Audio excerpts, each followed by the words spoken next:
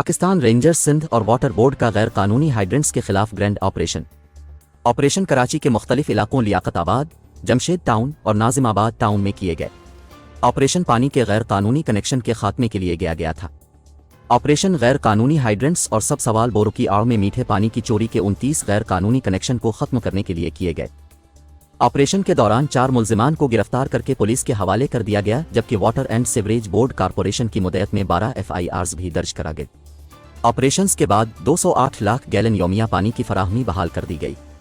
पानी चोरी की मद में तकरीबन 1.5 अरब रुपए सालाना कौमी खजाने को नुकसान हो रहा था। पाकिस्तान रेंजर्स ने मजमूई तौर पर अब तक 92 ऑपरेशंस में 204 गैर कानूनी हाइड्रेंट्स के खिलाफ कार्रवाई करते हुए 29 को मेहरबंद और 175 को मिसमार करके 161 मुल्जिमान को गिरफ्तार कर चुकी है। पाकिस्तान रेंजर्स गैर कानूनी हाइड्रेंट्स और मीठे पानी की चोरी के मुकम्मल खात्मे तक ऑपरेशन जारी रखेगी।